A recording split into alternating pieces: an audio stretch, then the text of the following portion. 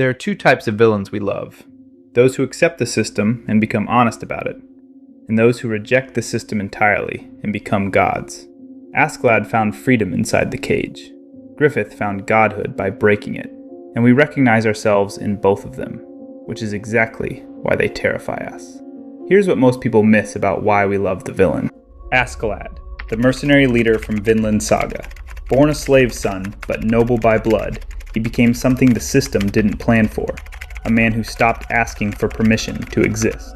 On the surface, cunning, charming, intelligent. But here's what separates him from every villain you've ever seen. Askeladd was born into a contradiction. The son of a slave, the last descendant of noble blood. Too high by blood, too low by circumstance. The system will never let him be either. So he did something radical. He stopped asking for permission to exist. He became a mercenary when he should have been a king. He led a band of Vikings when nobility was stolen from him. And instead of pretending he was wronged, instead of performing victim, he accepted it. He owned it. He became the best mercenary, the best strategist, the best survivor, not because he was angry about his fate, but because he understood something nobody else did. The system wasn't broken. The system was working exactly as designed. It was designed to keep people small, and everyone was playing along, pretending the cage was a choice. Askeladd just stopped lying about it.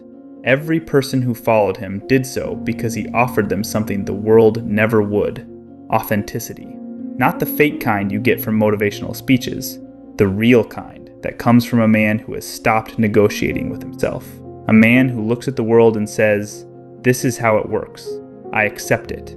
Now watch what I do inside these constraints." And then there's Thorfinn. Thorfinn arrives burning with revenge, obsessed, lost in hatred. Everything Askeladd sees himself in. A boy so consumed by rage that he's already dead. He just doesn't know it yet. In his final moments, with his dying breath, Askeladd tells Thorfinn something. He tells him to seek out his own true battle. Not against enemies, against himself. That's not villainy. That's a man who lived long enough to understand that the enemy you're fighting is never really the person in front of you. It's the cage you've accepted. And even as he's dying, he's trying to free someone else from it. Griffith, from Berserk. The visionary commander so beautiful, so charismatic, that people willingly followed him to their deaths. But underneath the vision was always something else. A god who had to sacrifice everything to become one. Now watch what happens when you reject the cage entirely.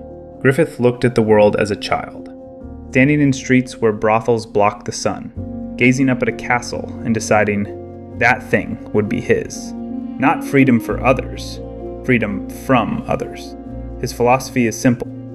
The end justifies any means necessary. He doesn't just believe it. He's built an entire moral universe around it. And for a long time, it works.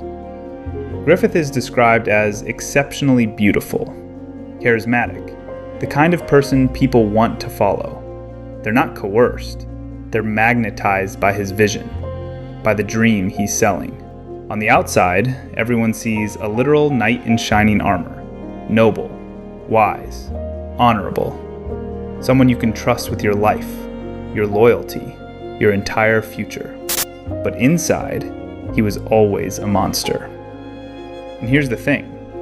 Griffith isn't lying about being a monster. He's just better at making monstrosity look like vision. He's better at dressing up ambition as destiny. Better at convincing people that his dream is their dream. The same ruthlessness that makes him a brilliant strategist also makes him incapable of genuine connection.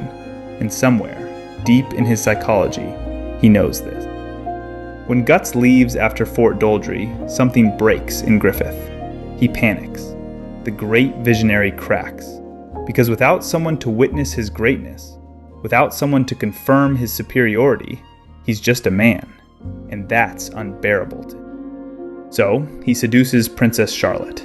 Not for love, for reassurance. To prove that people still admire him. That people still need him. That he's still extraordinary. And then comes imprisonment, torture, the moment where everything breaks. the God Hand appears and offers him everything he's ever wanted: godhood, power, the throne, everything. But the cost is absolute. Everyone he's ever led, everyone who followed him, everyone who believed in his dream, they have to be sacrificed. And Griffith, this is the moment. He says yes.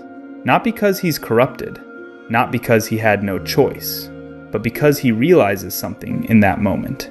Pursuing his dream always necessitated such sacrifices. He just never had the honesty to admit it before. So he takes godhood, and he accepts what that makes him. Here's where we need to sit with the discomfort.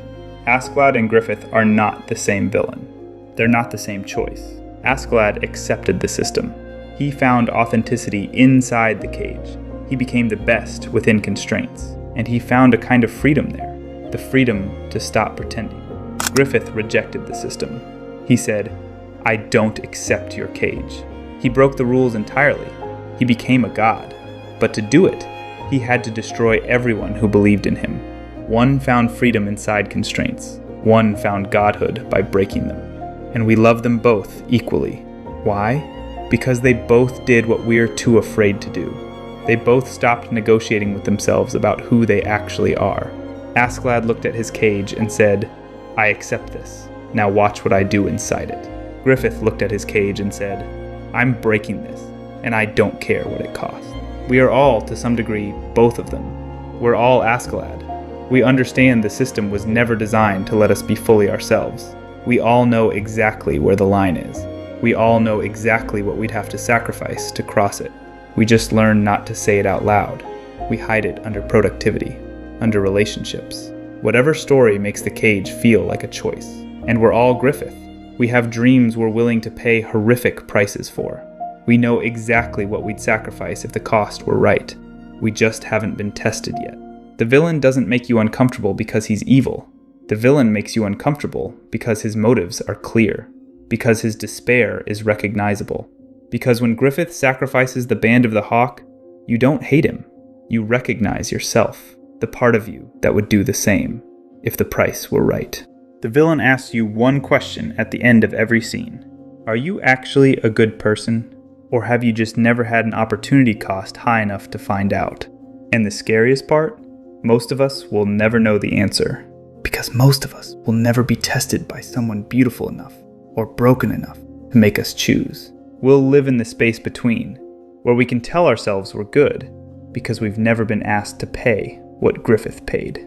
Because we've never had Askeladd's clarity about what the world actually requires. Go far, far away, even further than where Thors went. You, the son of Thors, will go there. We're good because we've been lucky enough not to know. And that's the most comfortable lie of all.